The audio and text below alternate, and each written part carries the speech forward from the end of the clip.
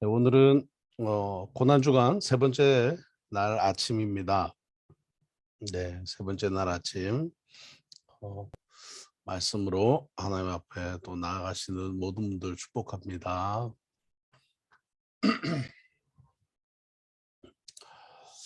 네,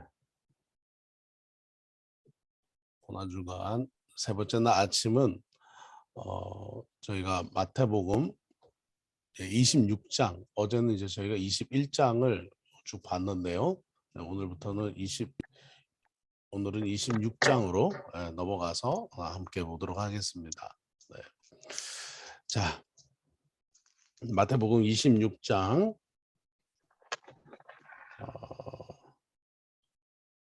네, 26장 1절 말씀 네, 26장 1절 2절 제가 읽겠습니다.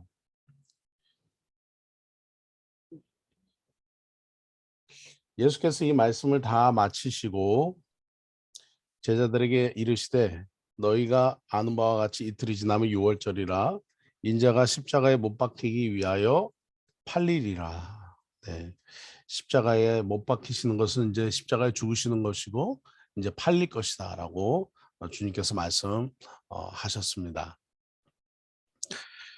그때의 3절입니다. 대제사장과 백성의 장로들이 가야바라는 대제사장의 관정에 모여 이제 그 당시 대제사장의 이름은 가야바입니다. 예수를 흉계로 잡아 죽이려고 의논하되 네. 합당한 죄가 아니죠. 그냥 흉계를 꾸며서 예수를 죽이려고 그렇게 결정을 합니다. 자, 26장까지는 이제 예수님께서 여러 가지 말씀으로 마지막 말씀들을 남기셨습니다. 예수님께서 이제 어제 그 대제사장과 또 서기관들과 논쟁하시고 또 22장에 가시면은 사두개인과 바리새인들과 또 논쟁하시고 또 23장에서는 서기관과 바리새인들을 책망하시고 또 24장에서는 하나님의 성전 예루살렘 성전이 파괴될 것이다. 또 예수님께서 죽으시지만 또 3일 만에 다시 부활하실 것이고 또 다시 예수님께서는 재림하실 것이다. 또 25장에서는 천국에 대한 여러 비유들로 또 말씀을 하십니다. 천국에 대한 여러 비유들, 열처녀 비유라든지 또 이런 비유들로 예수님께서 말씀하시면서 천국에 언제 갈지 모르지만 그날은 곧 온다. 그러니까 잘 그 등불 든 열처녀처럼 잘 준비하고 있어라. 라고 25장까지 이제 말씀을 쭉 여러 가지 교훈과 책망과 또 가르침으로 말씀을 하시고 이제 오늘 26장입니다. 네. 가야바라는 대제사장의 관정에 백성의 장로들이 모여가지고 이제 예수님을 죽이려고 그렇게 운운을 하기 시작합니다. 자, 한편 예수님을 죽이려고 하는 사람들이 지금 여기에 나오고요. 다음 넘어가시면 6절부터 보시면 한 여인이 매우 귀한 향유 옥합을 예수님의 머리에 부은 이야기가 나옵니다. 6절에 제가 읽겠습니다. 예수께서 베다니 나병 환자 시몬의 집에 계실 때, 자, 베다니라고 하는 곳은 슬픔의 집이라고 하는 별명이 있는 지역입니다. 이 지역에 나병 환자 시몬, 이 시몬이 누굴까는 정확하게는 알지 못해요. 그러나 어, 나병 환자가 집 안에 있을 수는 없죠. 우리가 레위기에서 공부했듯이 나병 환자는 성문 밖에서 머물러 있어야 됩니다. 그리고 나으면 제사장에게 자기 몸을 보여야 되죠. 근데 지금 집 안에 있다는 거죠. 그것은 나병 환자였지만 아마 고침을 받은 사람인 것 같습니다. 특별히 예수님께서 이 집에 머물렀다 하시는 거 보니까 예수님께 고침을 받은 사람인 것 같습니다. 근데 이 집에 계실 때 한 여자가 나옵니다. 이 여자는 요한복음이나 또 마가복음에 보면 마르다의 동생으로 표현되는 마리아인 것 같습니다. 이 한 여자가 매우 귀한 향유 한 옥합, 다른 복음서에 보면은 300데나리온이라고 하죠. 300데나리온이 되는 향유 옥합이다. 한 데나리온이 그 당시 그 노동자의 하루 일당인 것 보면 300데나리온은 1년 연봉에 해당하는 돈인 것 같습니다. 1년 동안 수입에 해당하는 향유 옥합을 가지고 예수님의 식사하시는 예수님의 머리에 부었습니다.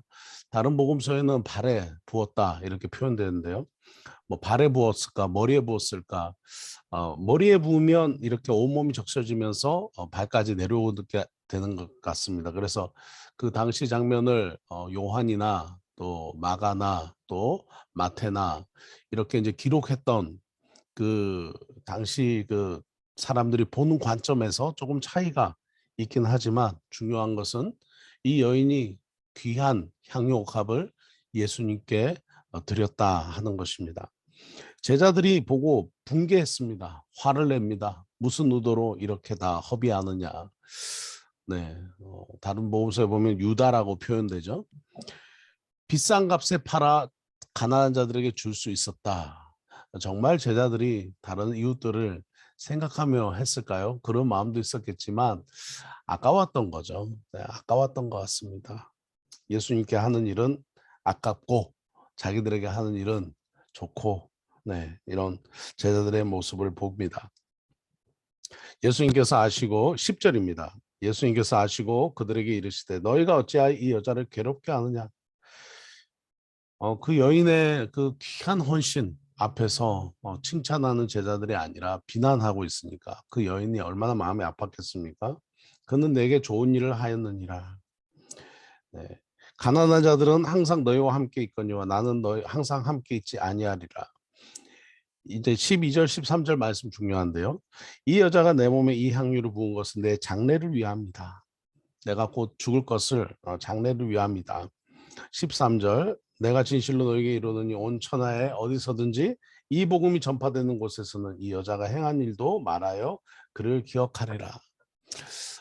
이제 최후의 마지막 한 주 3일째 예수님께서 이제 이 놀라운 일이 이제 일어났던 거죠. 한 여인이 자기의 가장 소중한 것으로 주님 앞에 드렸던 그것은 예수님의 장례를 위한 일이었다 하는 것을 보게 됩니다.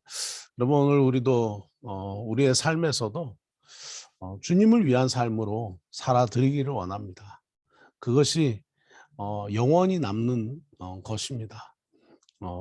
우리의 삶에서 뭐 다른 많은 것들로 또 주 앞에 헌신할 수 있겠지만 또 우리 인생에 많은 것들을 살아갈 수 있겠지만 또 가장 소중한 것은 주님을 위한 삶, 주의 부르심을 따르는 삶, 또 주님께 영광 돌리는 삶만이 영원히 온 세상 어디서든지 어, 전파되는 곳에 이 여자가 행한 일이 알려지는 것처럼 우리가 주님을 위해서 섬긴 삶만이 영원히 남을 것이다 하는 것을 기억하시기 바랍니다.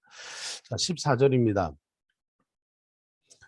그때 열둘 중에 하나인 가룟 유다라 하는 자가 표현이 참 재밌죠.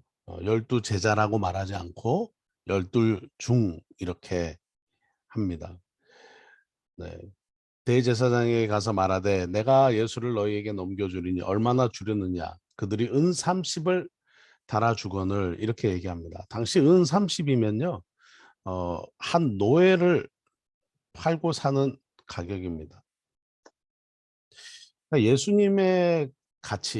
예수님의 가치를 그냥 한 노예 정도로 그렇게 했다. 그러니까 은 30세겔입니다. 당시 가격으로 은 30세겔. 30세겔로 가격을 매긴 거죠. 참 우리가 말씀 보면 우리가 너무나 화나는 일 아니겠습니까? 이 귀하신 주님께서 주님의 가격을 그냥 노예의 가격으로 매겼다. 그러니 대제사장과 백성의 장로들도 은 30이라고 딱 정했던 것은 그는 그냥 노예 같은 가치다. 그냥 노예 같은 가치다. 그냥 값싼 사람이다 하는 것을 얘기를 하는 것입니다. 은 30이 의미하는 것을 보면 참 오늘날 말씀을 연구하는 사람의 입장에서는 굉장히 분노할 수밖에 없는 정말 예수님을 멸시하는 그런 행위다 하는 것을 보고요. 그리고 16절에 그가 그때부터 예수를 넘겨줄 기회를 찾더라. 그러니까 다른 유다가 예수님을 이제 뭐 갖고 와서 노예처럼 팔 수는 없으니까 이제 예수님을 그 흉계에 빠뜨리는 그런 일들을 하겠다 하는 것입니다. 자, 17절입니다. 다음 절 넘어가세요. 이제 무교정의 첫날에 제자들이 예수님께 나와서 유월절 음식 잡수실 것을 우리가 어디서 준비하기 원하십니까? 했더니 예수님께서 성 안에 가서 아무개에게 가서 성안 아무개에게 가서 이르되, 그러니까 예수님께서 마지막 최후의 만찬을 하실 장소를 아무개라고 하는 성안 아무라고 하는 사람에게 가서 최후의 만찬 하시기로 계획하셨다라고 생각이 됩니다. 이 사람이 누굴까 하는 것은 복음서에서 나오지 않지만 뭐 아무래도 좀 그 최후의 만찬이 다락방에서 있었고 커다란 12명 이상이 들어가는 다락방이고 또 음식도 나누고 하는 곳이니까 큰 집을 가진 좀 부유한 사람이었던 것 같습니다. 아무래도 어, 니고데모, 아리마대 요셉 아니면 니고데모가 아닌가, 네, 이런 얘기도 하기도 합니다. 자, 여기서부터 보겠습니다. 20절입니다. 저물 때에 예수께서 12제자와 함께 앉으셨으니, 12제자와 예수님께서 함께 앉으셨다. 자, 내가 진실로 너희에게 이르노니 21절입니다. 너희 중에 한 사람이 나를 팔리라.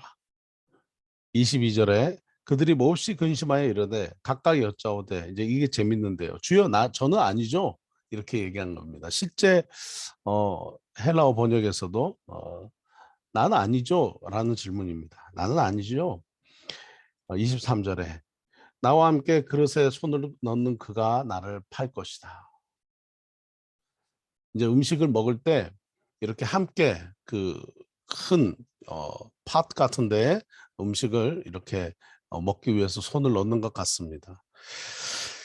24절입니다. 인자는 자기에게 대하여 기록된 대로 가거니와, 이제 십자가에서 죽으시고 떠나시는 거죠. 인자를 파는 그 사람에게 화가 있으리로다. 그 사람은 차라리 태어나지 아니었더라면 내게 좋을 뻔하였느니라. 25절 예수를 파는 유다가 대답하여 랍비여 나는 아니죠. 대답하되 네가 말하였도다. 자, 여기서 좀 차이가 있습니다. 다른 12제자들은 주님 저는 아니죠 라고 얘기하는데 유다는 랍비여 저는 아니죠. 그러니까 유다는 예수님을 주라고 생각한 적이 없었던 것 같습니다. 예수님을 랍비로, 그리고 예수님께서 권력을 가지시면 이스라엘의 왕이 되시면 옆에서 내 이익을 추구해야지라고 생각했던 것 같습니다. 네, 그렇습니다. 오늘날도 이런 주다스 제네레이션이라고 하죠. 주다스 피플이 있습니다. 예수님을 따르는 것 같습니다. 모양은 예수님을 따르는 것 같지만 예수님을 따르는 것이 아니라 예수님을 자기의 이익을 위해서, 자기의 유익을 위해서 예수님을 따르는 모양을 갖추는 것뿐이죠. 결국은 그의 마음에는 다 모든 것이 자기를 위한 일이다 하는 것을 보게 됩니다. 이런 사람들을 주다스 피플이라고 하고, 사실은 이제 기독교 학교들이 굉장히 많은데요. 요즘 뭐 기독교 그 저기 크리스찬 캠퍼스 학교들, 그 초중고 학교들이 많은데, 또 군대에서도 우리가 또 세례를 베풀고 하지만 참 우리의 사역이라는 것이 어 정말 예수님을 따르는 모습의 삶을 살아가는 많은 사람도 있지만 정말 그 안에서 주님이라고 믿는 제자들도 있고, 또 유다처럼 자기의 유익과 이익을 위해서 주님을 따르는, 마치 그 보험을 들어놓듯이 그냥 주일날에 그냥 그렇게 교회 가자. 네. 뭐 군대, 저도 이제 군에서 군종병을 했지만, 네, 군대에서는 그런 마음에서 안전을 위해서 이렇게 교회 와서 또 예배드리죠.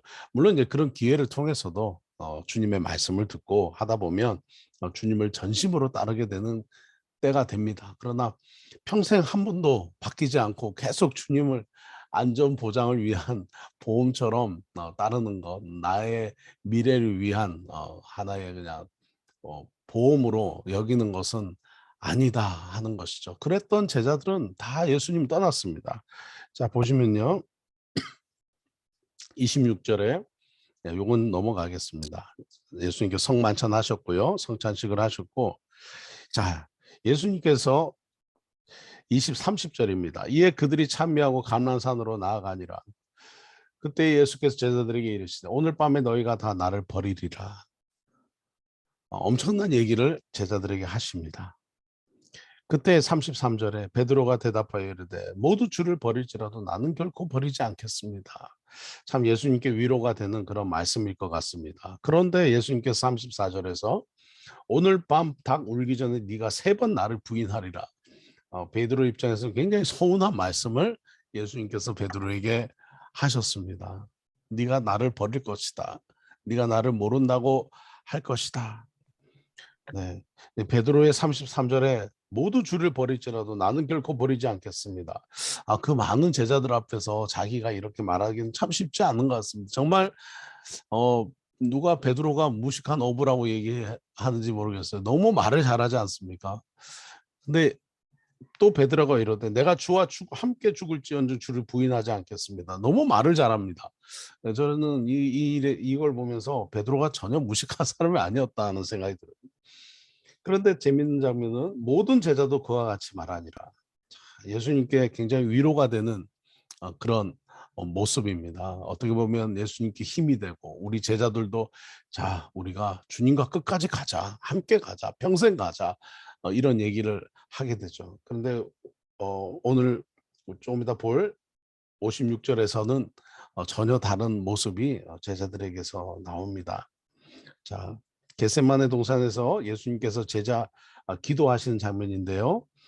제자들에게 이르시되 내가 거기 가서 기도할 동안에 너희는 여기에 앉아 있어라. 37절에 베드로와 세베대의 두 아들을 데리고 가실새 고민하고 슬퍼하사 예수님께서 세베대의 두 아들 야고보와 요한이죠. 여러분 이 야고보와 세베대의 두 아들 아시죠? 어머니가 와가지고 예수님 권력을 잡으실 때 이스라엘 왕이 되실 때 제 아들을 하나는 우편에 하나는 좌편에 앉혀주세요라고 얘기했던 그 두 아들입니다. 고민하실 때 예수님께서 이제 고민하고 슬퍼하시면서 38절에 예수님의 마음을 제자들에게 나누십니다. 내 마음이 매우 고민하여 죽게 되었으니 너희는 여기 머물러 나와 함께 있으라. 예수님이 얼마나 고독하고 외로우셨을까요? 네. 나와 함께 좀 있어주라. 이 세상에 아무도 예수님의 마음을 모르는 그런 시간이죠. 조금 나아가서 얼굴을 땅에 대시고 엎드려 기도하여 이르시되 내 아버지여 만일 한만하시거든 이 잔을 내게서 지나가게 하옵소서. 그러나 나의 원대로 마시옵고 아버지의 원대로 하옵소서. 이 고통의 잔을 이 십자가의 수치와 부끄러움과 고통의 잔을 예수님께서는 받기 어려우셨을 것입니다. 예수님은 완전한 인간으로 계셨습니다. 그 육체적인 고통을 감당하기가 어려우셨습니다. 그러나 예수님께서 말씀하시기를 나의 원대로 마옵시고 아버지의 원대로 하옵소서. 그 고통의 잔을 마신더라도 예수님은 끝까지 하나님의 뜻대로 하기를 원하셨습니다. 끝까지 주님을 아버지의 뜻에 순종하시는 예수님 모습과 달리 40절에 제자들에게 오사 그 자는 것을 보시고 베드로에게 말씀하시되 너희가 나와 함께 한 시간도 이렇게 깨어 있을 수 없더냐. 시험에 들지 않게 깨어 기도하라. 마음에는 원이로되 육신이 약하도다. 육신이 약하도다. 예수님께서 두 번째로 나아가서 기도하여 이르시되 내 아버지여 만일 내가 마시지 않고는 이 잔이 내게서 지나갈 수 없거든 아버지의 원대로 되기를 원하나이다. 또 하나님께 순종의 고백을 하십니다. 43절 다시 오사 보신즉 그들이 자니 그들의 눈이 피곤함이러라. 44절 또 그들을 두시고 나아가 세 번째 같은 말씀으로 기도하신 후 45절 제자들에게 오사 이르시되 이제는 자고 쉬라. 보라 때가 가까웠으니 인자가 죄인의 손에 팔리느니라. 일어나서 함께 가자. 보라 나를 파는 자가 가까이 왔다.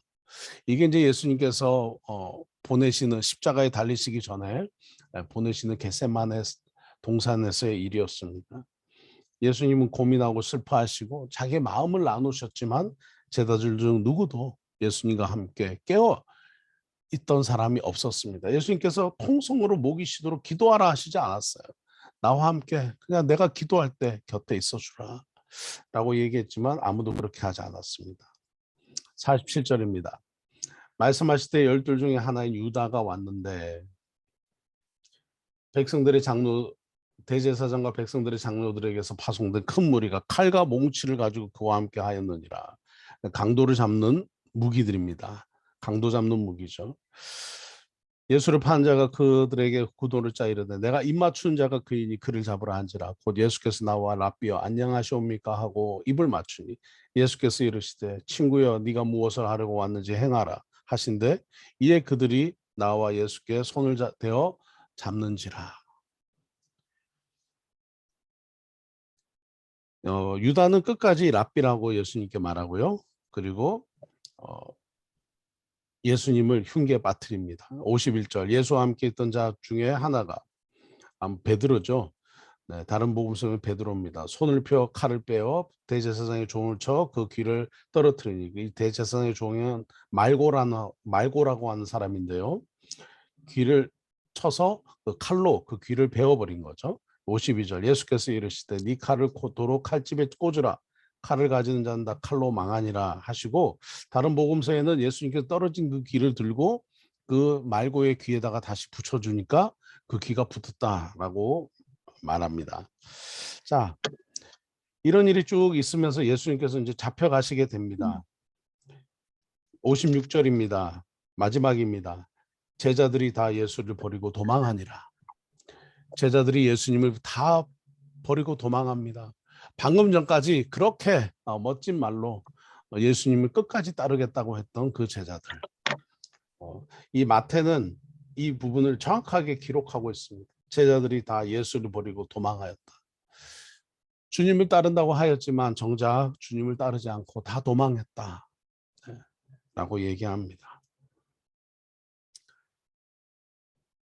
예수를 잡은 자 57절입니다. 예수를 잡은 자들이 그를 끌고 대제사장 가야바에게로 가니 거기 서기관과 장로들이 모여 있더라. 하면서 쭉 예수님을 이제 그 어떤 제목으로 예수님을 잡아 넣느냐면 신성 모독이라고 하는 제목입니다. 그래서 예수님께서 64절에 내가 너에게 이르는 인자가 권능의 우편에 앉아 있는 것과 하나님의 아들이죠. 하나님의 아들이 권능의 우편에 앉아 있는 것과 사람의 아들이 권능의 우편에 앉아 있는 것과 하늘 구름을 타고 오는 것을 너희가 보리라. 사람의 아들이 어떻게 하나님처럼 되느냐. 그래서 이 56절에 이제 완전히 완벽하게 꼬투리가 잡힌 겁니다. 대제사장이 자기 옷을 찢으며 그가 신성 모독하는 말을 들었으니 어찌 증인을 요구하리요. 너희가 이 신성 모독하는 말을 들었도다. 너희 생각은 어떠하냐 대답하여 이르되 그는 사형에 해당하니라. 이제 죽이기로 한 겁니다. 며칠 전에 예수님께서 성전에 오셔서 그 전부터 거슬렸던 사람이지만 성전에 오셔서 자기들의 비즈니스를 완전히 망가뜨리죠. 네, 완전히 그냥 상을 엎어버리고 돈을 바꾼 사람의 상도 엎어버리고 가축을 파는 사람의 상도 엎어버린 것이죠. 모두가 분노하였습니다. 자기들의 기득권에 대항하는 예수님 살려주지 않겠다, 죽이겠다라고 얘기하면서 사형에 해당하니라라고 얘기하고요. 바로 예수의 얼굴에 침을 뱉고 주먹을 치고 67절입니다. 어떤 사람은 손바닥을 때리며 68절 그리스도야 우리에게 선지자 노릇을 하랴 너를 친 자가 누구냐 하더라. 이렇게 얘기를 합니다. 근데 예수님께서 뭐라고 하십니까? 잠잠히 계십니다. 자, 69절입니다. 베드로가 바깥들에 앉았더니 한 여종이 나와 이르되 너도 갈릴리 사람 예수와 함께 있었도다.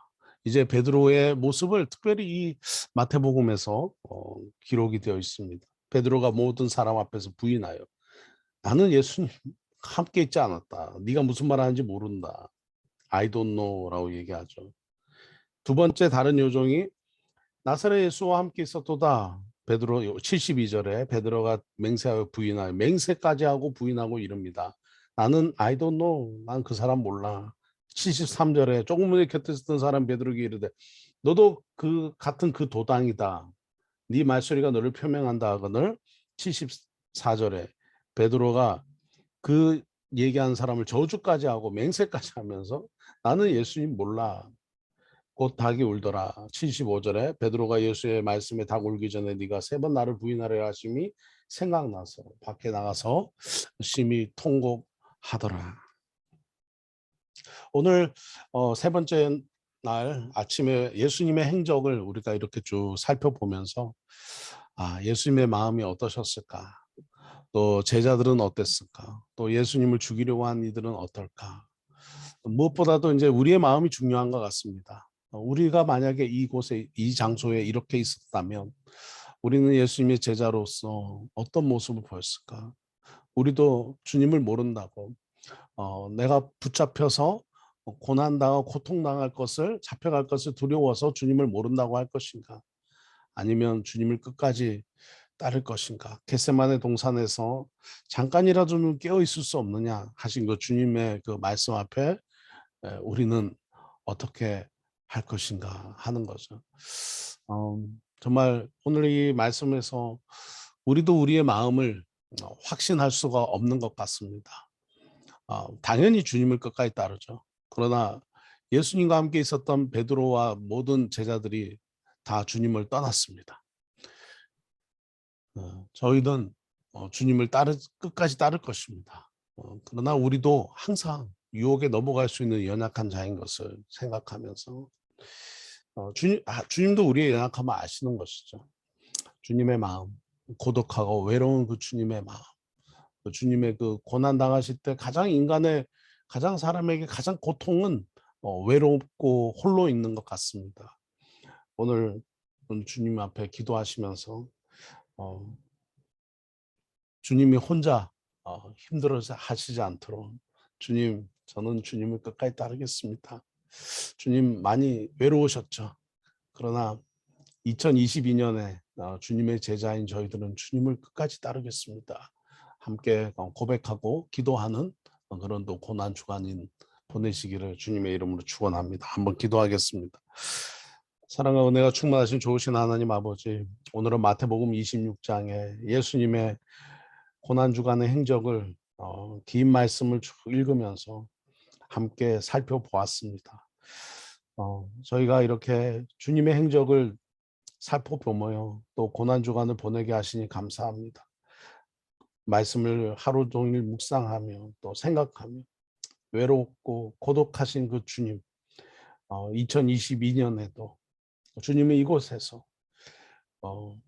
외로워하시지 않도록 끝까지 주님과 깨어 있고 주님과 함께 동행하는 예수님의 제자로 살아가도록 하나님 저희에게 성령 충만케 하시고 또 모든 분들에게 그 깊은 믿음을 허락하여 주시옵소서. 주님의 마음을 생각하는 고난 주간을 보내게 하시고 또 주님을 따르는 고난 주간이 되도록 축복해 주옵소서. 우리 오늘도 모든 성도님들을 위해 가정과 생업과 사업과 학업과 건강 위에 하나님 은총의 복을 부어 주시옵소서.